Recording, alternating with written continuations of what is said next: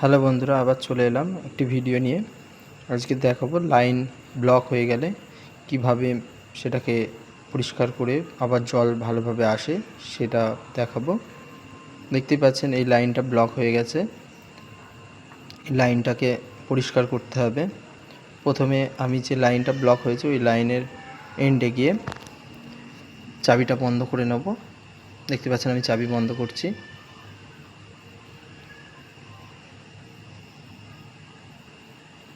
চাবিটা বন্ধ হয়ে যাওয়ার পরে আমি যে জায়গাটা প্রবলেম হয়েছে এই জায়গাটা প্রবলেম হয়েছিল এই জায়গাটা আমি কেটে নিলাম।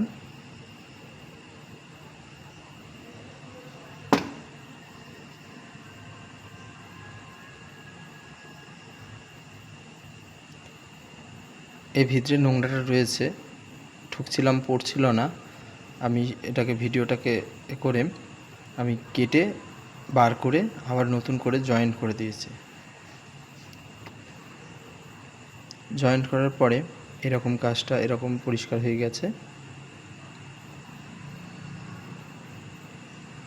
আমি ফের এসে যে চাবিটা বন্ধ করেছিলাম ওই চাবিটা খুলে নেব।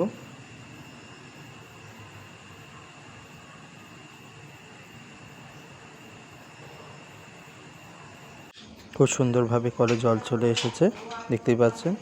যদি ভালো লাগে একটা কমেন্ট, একটা লাইক এবং সাবস্ক্রাইব করে সাথে থাকবেন।